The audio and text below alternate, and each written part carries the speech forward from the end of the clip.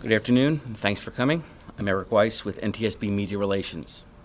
NTSB Chairman Jennifer Homendy, Homendy, and Recorders Branch Chief Sean Payne, Payne, will walk us through the accident sequence of the January 29th mid-air collision near Ronald Reagan Washington National Airport. They will then take questions and answers. No analysis of the preliminary investigative information will be provided, and we will not be speculating about the probable cause.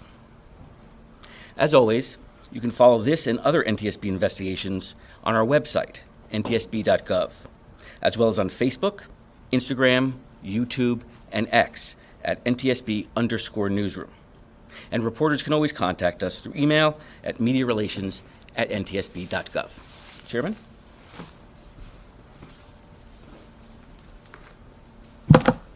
Good afternoon, and thank you for joining us. The on-scene portion of our investigation into the January 29th mid-air collision near Reagan National Airport has wrapped up. We have the perishable evidence we need, so we want to provide an investigative update and talk about next steps. Let's begin with some information on the Black Hawk's route and then proceed through the accident sequence. This particular flight was a check ride for the pilot flying the Black Hawk. Generally, a check ride is a practical exam that a pilot must pass to be qualified to perform specific aircrew or mission duties. The Army does 3 types of check rides: instrument, annual, and night vision goggles. This was a combined annual and night vision goggle check ride. We believe the helicopter crew was likely wearing night vision goggles throughout the flight, given the nature of the flight.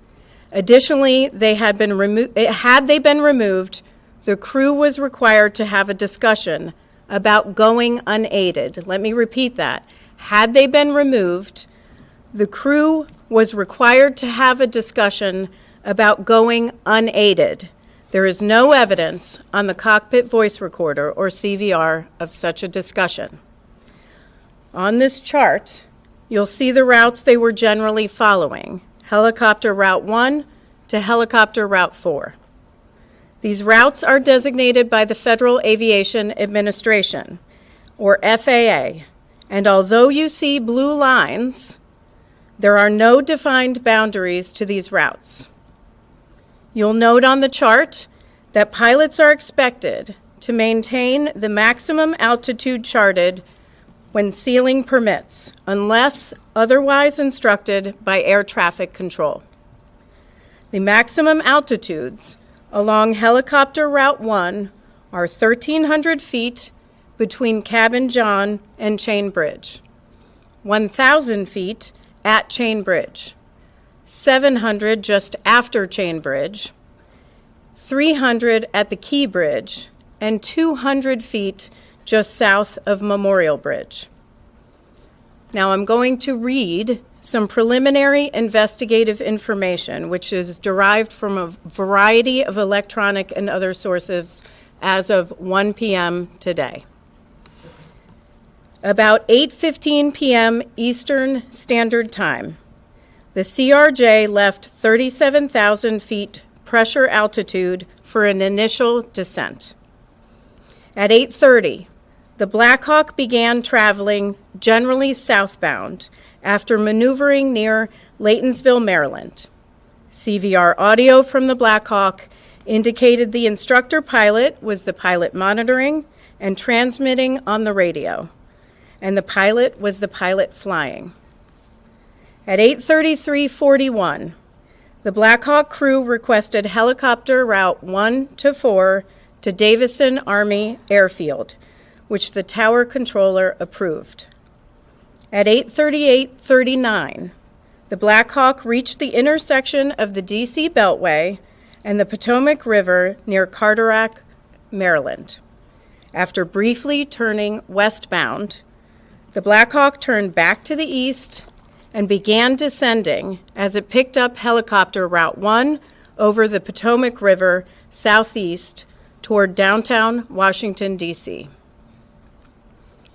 At 8:39:10, Potomac approach cleared the crew of the CRJ for the Mount Vernon Visual Runway 1 approach. At 8:40:46, the CRJ rolled out of a left turn established on the ILS localizer for runway 1 at approximately 4,000 feet pressure altitude, 170 knots, with landing gear up and flaps extended to 20 degrees. At 8:43:06, the CRJ crew made initial contact with DCA Tower. The tower controller then asked if the crew could switch to runway 33. The CRJ crew agreed to switch to runway 33. At 8:43:48, the Black Hawk was about 1.1 nautical miles west of the Key Bridge.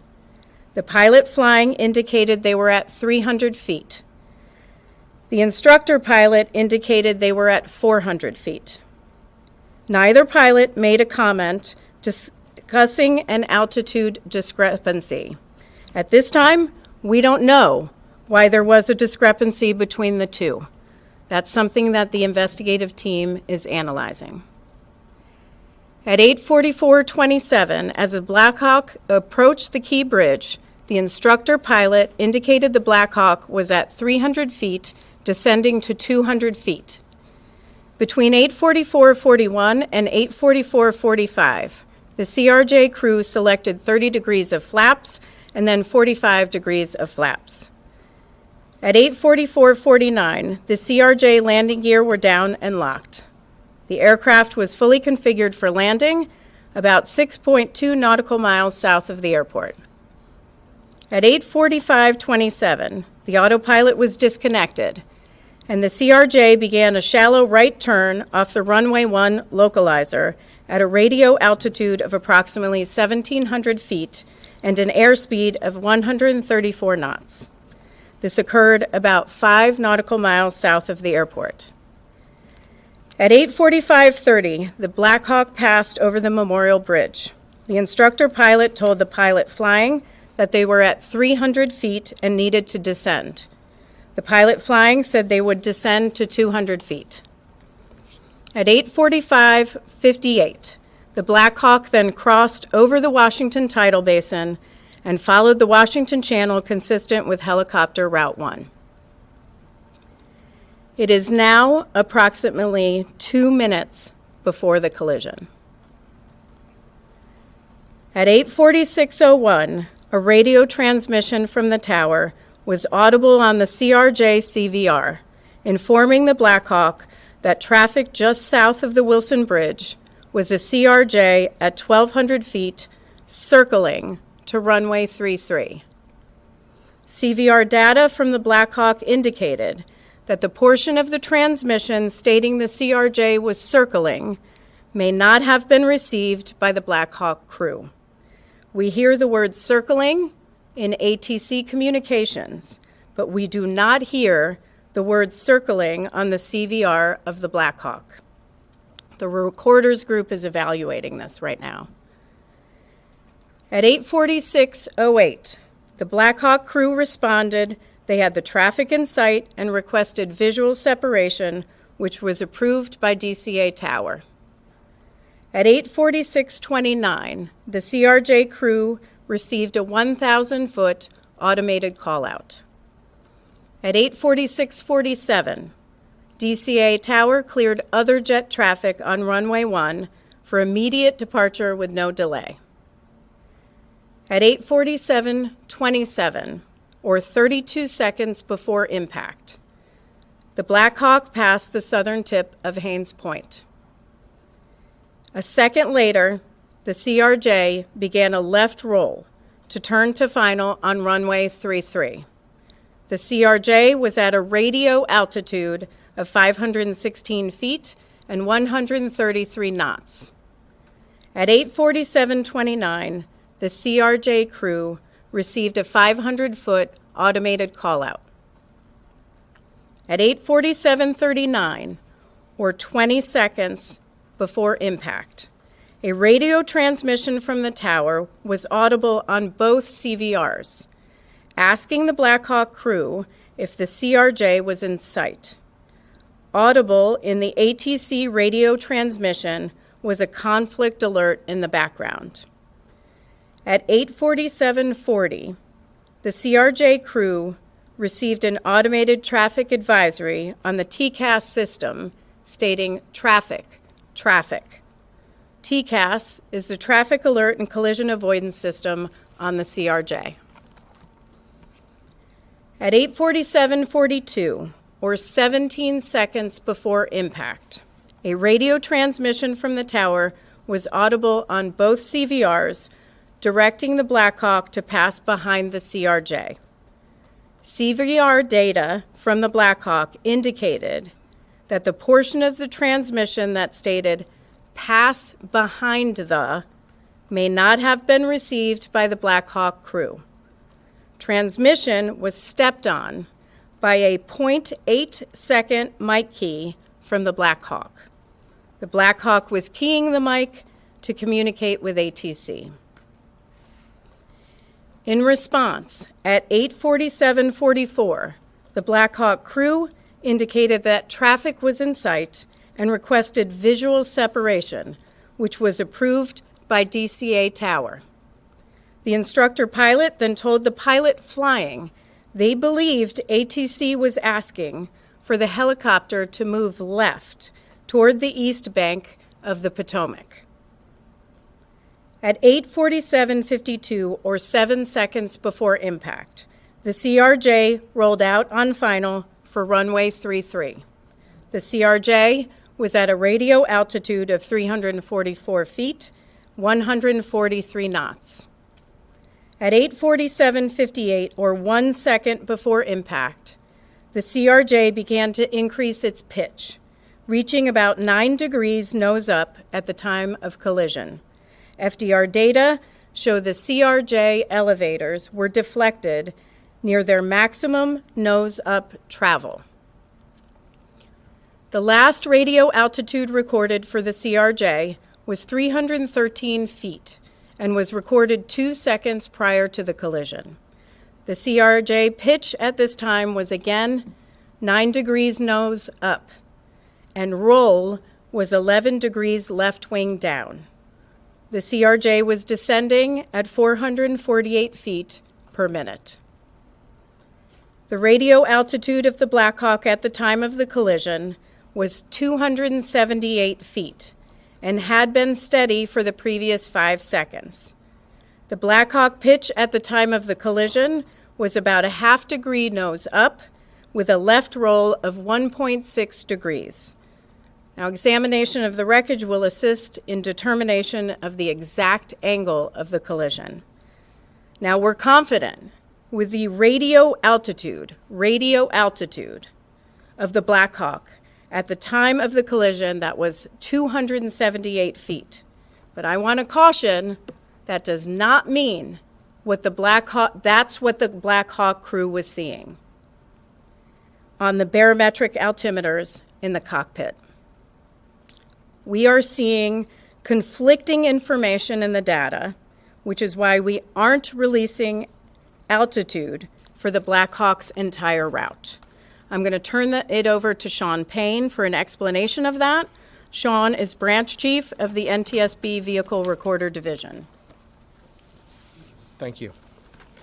I'm Sean Payne. I'm Branch Chief of the Vehicle Recorder Division. This is the Flight Recorder Lab at the NTSB.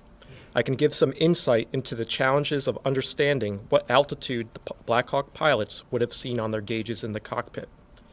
You may see pictures released of showing us in the lab rebuilding the flight recorders. That's part of our job, but a bigger part is ensuring that the data that we have downloaded is true and accurate. We call this validating the data. I'm going to define some terms for altitude in a way that most audiences can understand. I may end up reading much of this verbatim as I want to be precise in my language. The first term is radio altitude. You've heard this in our other press conference before. This is a measure of the helicopter's height above terrain, in this case, the Potomac River. It is measured by bouncing a signal from the helicopter to the river. We have determined that this parameter is valid. This is good data. This gives us confidence in knowing exactly how high the helicopter was above the ground. This parameter is not the primary means the pilots would have used to determine their height during flight. The pilots are not typically navigating using radio altitude. It is often different from what they see on their primary altimeters. The next term is barometric altitude. This is typically the altitude the pilots would use while they are flying. This was not recorded on the FDR. Barometric altitude takes into account certain atmospheric conditions. This would be displayed in front of both pilots on their instrument panel. As I said, this was not recorded. The next term is barometric pressure setting. This is an adjustment that the pilots use on their primary barometric altimeters to ensure that the altimeter is set properly. This is critical. This was not recorded by the FDR. This accounts for the local pressure at the time of the flight. Again, this was not recorded by the FDR. The next term is pressure altitude. This is more of an engineering altitude that the helicopter's systems can tap into. This altitude is calibrated using what we call a standard atmospheric pressure. We have found that this parameter is not valid. This is bad data.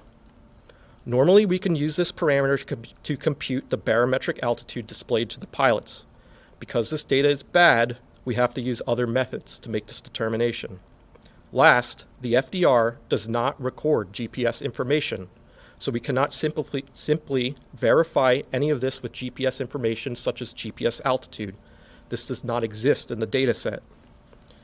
We are working to determine if this bad data for pressure altitude only affected the FDR or if it was more pervasive throughout the helicopter's other systems. We will have an answer to what altitude the pilots saw on their gauges as they were flying. To examine this, we will use a combination of methods. First, we have already started working with Sikorsky, Collins Aviation, and the Army to retrieve engineering documentation to understand how this may have affected other helicopter systems. Next, because we cannot turn to the FDR for this information, the wreckage of the helicopter needs to be examined. We need to look at the remains of the pedostatic and air data system.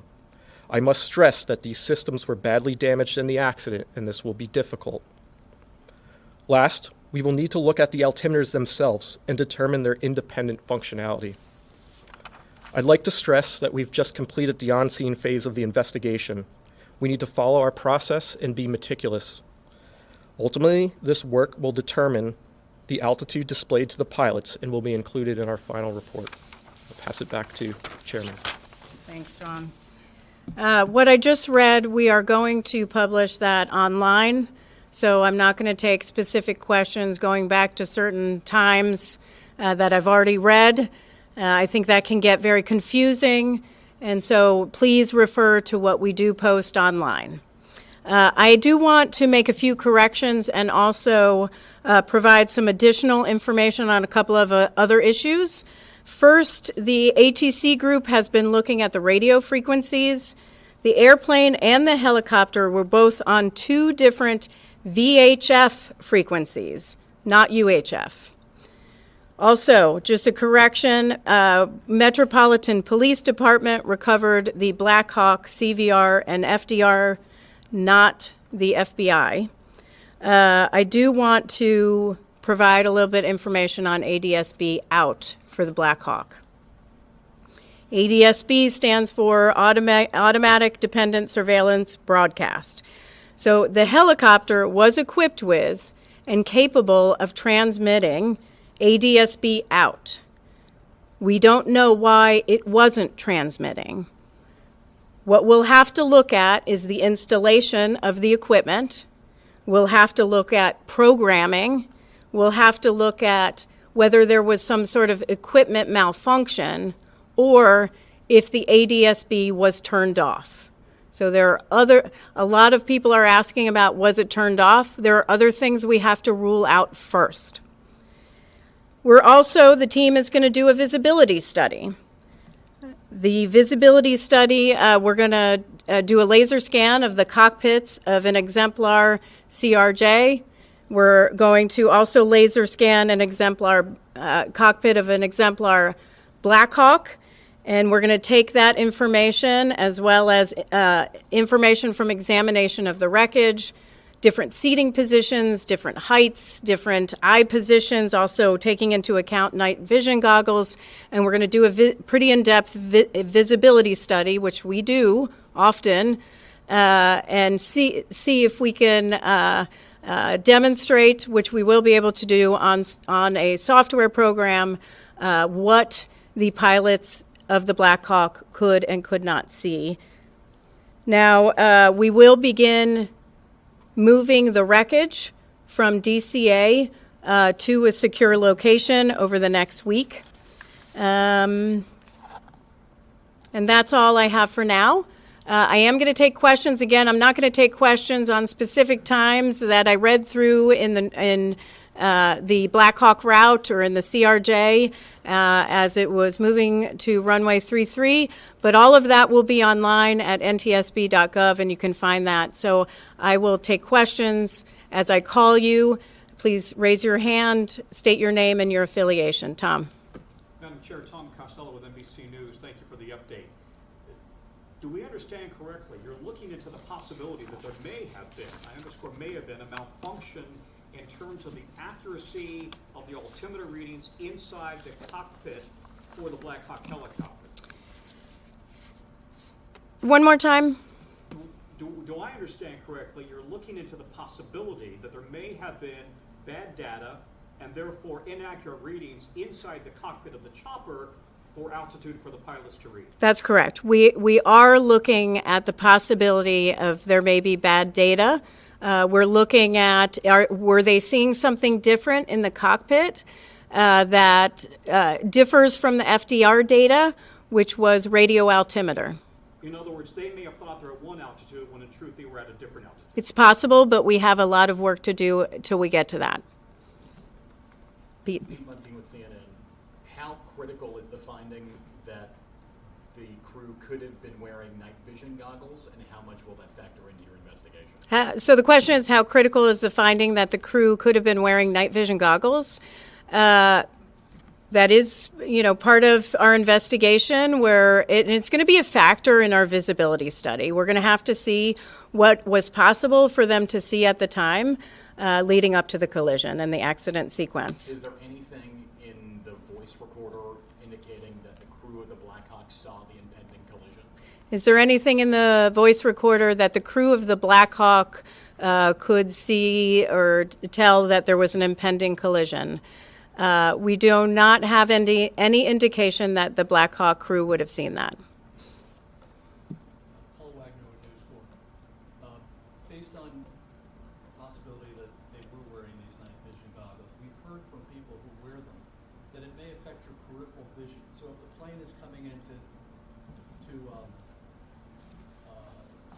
33 and they're coming down the river, that possibly the peripheral vision may have been affected to see that plane off to the left? The question is visibility and night vision goggles. This is exactly why we do a visibility study, and we'll test that as part of our study. But time will tell. Just to level set here, we're only a couple of weeks out, and we have a lot of work to do. That will be a part of the work. David Gilbert, Washington Post. You mentioned the CRJ got a traffic advisory before the collision. Do you know what aircraft triggered that traffic advisory? And do you know if it in fact was the Black Hawk or some other aircraft? Do we know if the traffic advisory that was received by the CRJ crew was the Black Hawk? That's something that our ATC group is analyzing. Hi. My question is about air traffic control's message to the Black Hawk saying that they should pull behind the passenger plane. You're saying that didn't get through to the Black Hawk, or are you saying that is what's being investigated, or it did get through and they weren't able to accommodate that? So the instructions from ATC were to pass behind the CRJ. That transmission was interrupted. It was stepped on. We do not have evidence on the CVR of the Black Hawk that they may have not received pass behind because the mic key. They were communicating with air traffic control at the time. Did that full message come through from air traffic control, like pass behind the passenger plane, or was it just pass behind the, and then it got cut off in the Black Hawk? Like, Pass behind the was not communicated. And Yeah. what were the next words? Actually, it was communicated by ATC. It was not heard on the Black Hawk CVR. Is that clear? I think the clarification of the Black Hawk not receiving an air traffic control and making it through, was the passenger plane aware of the Black Hawk even in the area being told of this? Was that something that would even be on their frequencies? I know this is a second-by-second moment, so I don't know who got what. So the CRJ crew can hear air traffic control and communications from air traffic control. The Black Hawk crew can also hear communications from air traffic control, but they can't hear communications from each other back to air traffic control. So it's half the communication. Yes. Thank you, Chair Harmon. Grady Trimble with Fox Business. I know it's early in the investigation, and I know that the FAA controls the airspace around DCA. But at this point, would you say that the temporary restriction of helicopter flights is the right move, and would you advocate for a permanent restriction of those flights? Well, I do want to congratulate the Secretary Duffy for taking action immediately to restrict helicopter traffic, except for certain circumstances, life-saving flights and presidential flights. So I think they took the right safety action. We will have to, as we go through our investigation, look at the accident sequence and take our investigative information and determine what next steps should be done. It's too early for us to say whether it should be permanent. However, that's certainly something that the Secretary and the FAA can do on their own. And because it will be you guys who put the safety recommendations forward in the end, are there any others right now that would make flying into that particular airport safer? Yeah, so here's what I'm going to say. On aviation is the safest mode of transportation. I say this often. You are at greater risk getting into your car to and from the airport. On our nation's roads are 95% of all transportation deaths. 95%. We're talking 43,000 people are dying on our nation's roads annually, millions more injured. Aviation is incredibly safe. With respect to any safety recommendations that may come along or any safety deficiencies that we might identify, one thing I will say is our investigative process, we don't wait till the end of our investigation to issue something that may impact a safety deficiency. So, for example, we will issue an urgent safety recommendation if we see that something needs to be acted on immediately. We won't wait till the end of the investigation. We won't wait till the end to issue recommendations in the final report. We will take action. We will issue an urgent safety recommendation if we need to. So that's open right now in all areas. Last question. Yes. Patrick Turks with Scripps News. There's been a lot of talk from aviation experts that maybe the crew on the CRJ, or on the Black Hawk, rather, is looking at the wrong plane. Can you talk about whether you've seen anything that would support that theory or oppose it? Yeah, I've read these reports. It's too early to tell. We're going to have to do our visibility study to look at all possibilities of what the crew might have been seeing. So more to come on that. Thank you very much. Thank you very much.